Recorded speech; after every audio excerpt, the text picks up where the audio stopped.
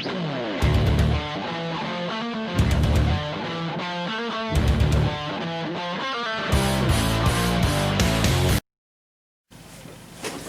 up YouTube, Webbers5 here, coming at you today with a bit of an Endymion update. So for those of you who've been wondering, Webbers, what exactly have you been doing with Endymion? I mean, we haven't really updated since we got Slain. Yeah.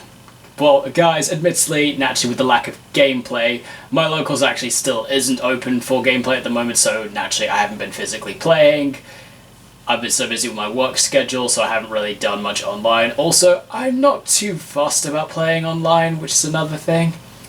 But I also knew that with Rise of the Duelists coming out, I thought I'd maybe just look into some stuff from there to see if there was anything interesting about what I could do with the deck. And I did find something interesting I could do with it, and so that's why I'm giving you this quick update to show you guys what exactly I've done with the deck. Now, guys, admittedly, I did want to do this combo with the physical cards, but at the time of this recording, Rise of the Duelists still hasn't officially released, with the exception of the sneak peek which happened, which I didn't get anything from the set because I didn't go. So, for now, instead I decided to test the combo out through Dueling Book, because it's just a really great way to test.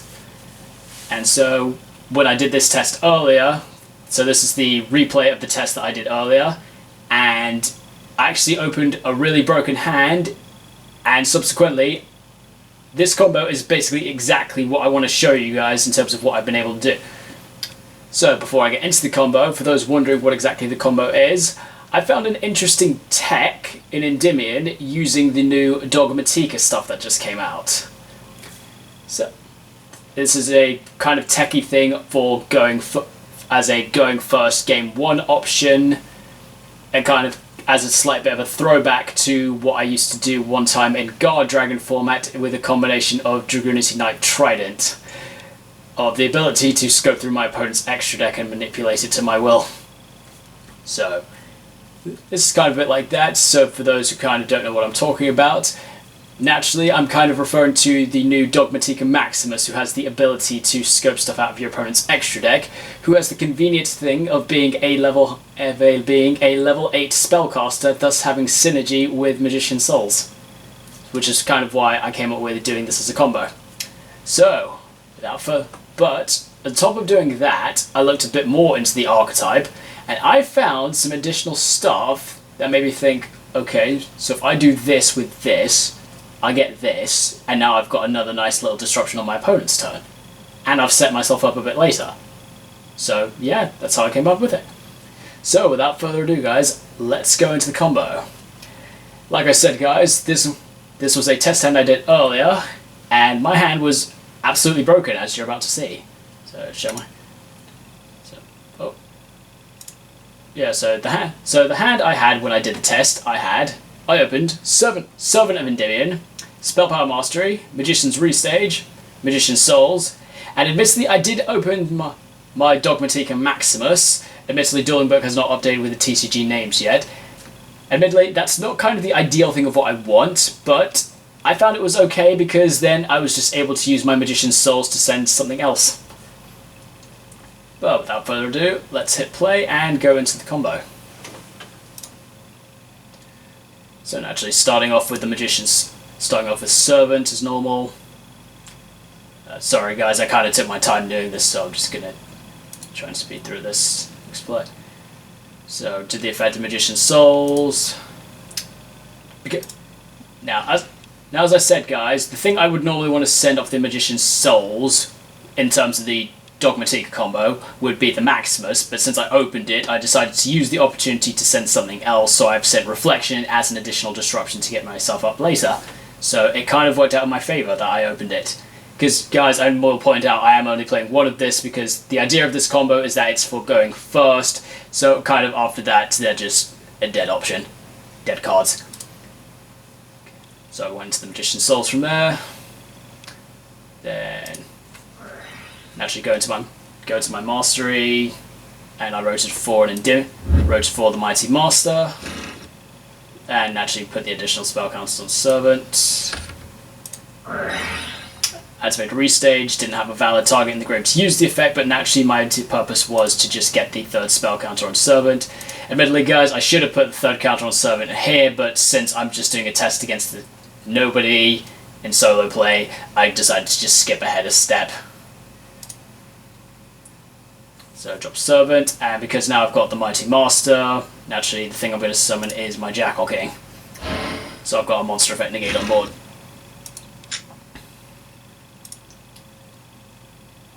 And from there, linked off the Magician's Souls and Servant to make Crowley. And Crowley's effects. Feeling Magician of Prophecy, Secrets, Knowledge. I kind of lucked out of that one, guys, because I kind of drew into the Knowledge when I kind of would have preferred the other ones, but such is the way with Crowley. Okay, so from there, Magician's Restage effect. Since I haven't done the Magician's Souls this turn to draw, decided to bring it back. Also, it's the only target I had. Then Soul, sack the Restage to draw. And conveniently, guys, that was absolutely an amazing draw. As you can see, I drew into Spellbook Magician of Prophecy off the effect of my Souls, which kind of makes up for Crowley letting me down and searching the Knowledge. And then, of course, naturally, the card I sent was Magician's Restage, so then it searches my hand. So that's my additional disruption. Admittedly, guys, I probably should have, before I did all of that, I probably should have gone into the Endymion. I probably should have scaled the Endymion to put the counters on my Jackal King so I had a negate just in case. But guys, admittedly, I'm just doing this as a test stand, and frankly, if my opponent didn't ash me against my Spell Power Mastery, they probably don't have an ash.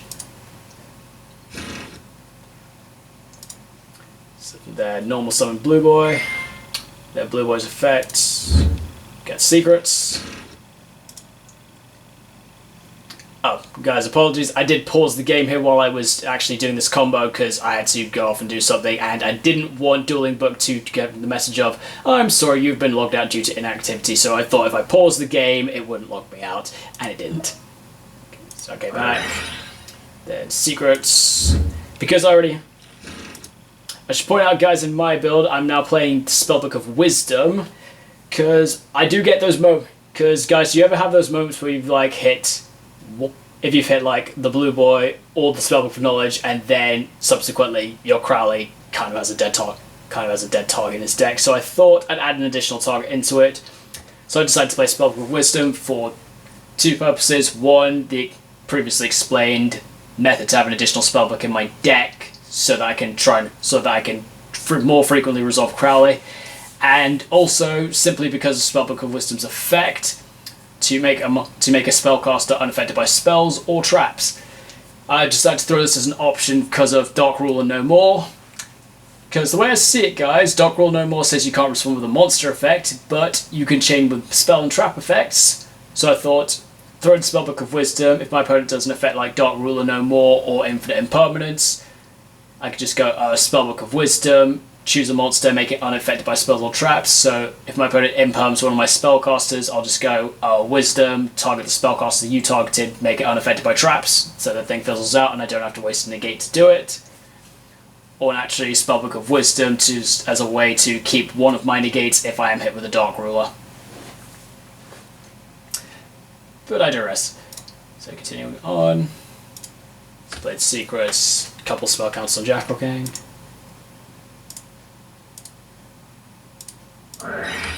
Knowledge away the Magician's Souls, because it frankly didn't make a difference. And frankly, that knowledge was absolutely amazing to me, guys, because as you can see, I just drew into the Chronograph, and I drew into another Magician's Restage. I drew into two extenders, which makes the combo substantially more easier. There you go. Extra spell counts again. Decided to go for the went for the restage. Brought back Magician's Souls.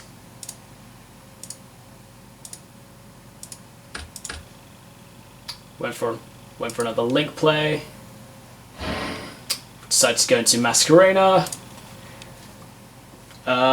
didn't naturally do this preemptively, just decided to do it at this point because of the positionings on my field, because frankly I wanted to summon Selene over here to have its zones there, and so when I was going to go for the Endymion I wanted it away from those zones, so I decided to move. So I decided to go into the extract play there, and admittedly while I can't get... and the restage also proved very useful for the next bit of what I did. Oh, I actually did something else first, so start chronograph, then went chronograph to bust out the time gazer, and master's effect removing 6 to summon itself, and that's the advantage of me having that restage. It was a free destruction, and if I was playing the other Magician's Hand in my deck I would have searched it, but at the current point guys I'm main decking the right hand as the spell negate, and I'm putting the trap negate in my side deck since traps aren't as prominent, they're more matchup specific. Then again, kind of just did the right hand for a reason. I could have done that earlier. Then from there went into the Selene play. Selene to bolster some spell counters. Then Selene's effect, moving 3, and this is where the Dogmatika part comes in, guys. So with the effect of Selene, I've got the ability to summon Dragma, summon Dogmatika Maximus. Admittedly, I could have summoned it off its own effect by banishing one, but you'll figure out why I didn't based off what I'm about to do with him. There. Okay, I didn't have to set the spellbook of Wisdom there, but I chose to, just to standard play. So then, Maximus' effects. For those that don't know what Maximus does, is you can during your main phase you can send 2 monsters with different names from your edge state to the graveyard as cost, and then it's not as cost, it's just the effect. So the effect, you send 2 monsters from your extract to the graveyard with different names, and your opponent also sends 2 monsters from their extract to the graveyard, but you can't special summon from the extract for the rest of the turn, which is why I went into the Masquerena early. So the idea of this is I'm going to be sending 2. You're about to see my choices. Okay, I'll just quickly bring up my grave. So for those who didn't see, the cards I chose to send were the fusion that also came with Dogmatika's Titanic Land, the Ash Dragon. Again, the names haven't updated on Dueling Book. And then my personal choice of a card I sent was Borrowed Furious Dragon. So I chose this monster because he's got a really decent grave effect to banish himself from the grave to special summon back a Dark Link monster, but I can't use its effects on that turn. So I can use it for options like bringing back Crowley if I want to try, if say my board gets cleared and I need to make another Selene quickly, or then there's the options of like Masquerena as well, because she's a Dark Link, so I can do another Masquerena on my opponent's turn. Frankly, I could have done that this turn, but I didn't really have the link. I didn't really have a link that was worth going into at that point, so I decided not to. And the Titanic Land is a pretty big one as part of the combo, which you're about to find out next. So I go to the end phase, and at the end phase, okay, I just did that so I could declare the effect. So at the end phase, Titanic's Ash Dragon's effect activates, which for those who don't know is during the end phase, if it's in the graveyard because it was sent there this turn, you can take a Dogmatika or Owless from your deck and either add it to your hand or special summon it. And so from there, I added the it's called Dogmatika Fleur-de-Lis the Knighted. So for those who want to know what this does, so during the main phase, if a monster that was special summoned the extra is on the field, which in our case we've got Selene and we've got IP, so you can then special summon it. Then if you have another Dogmatika on your field, you can negate the effects of a face-up monster on the field until the end of the turn. So since we've got Maximus, which is a Dogmatika, on the opponent's turn, if we don't feel like using the negate of the if say they're using an effect on the field, we can just, rather than using Jack or King's negate, we can go in your main phase, effect of Fleur-de-Lis, special summon itself, and negate your monster. Effect of special summon itself, Yeah, that's fine. Okay, also negate your monster's effect. And then the other advantage of that is that puts another monster on the field, which I can then use with Masquerader to go into a link play, probably for an Appaloosa. So I've got 3 additional monster effect. I've got 3 additional monster effect negates, and then that also frees up space underneath the Selene, so I could do the Reflection.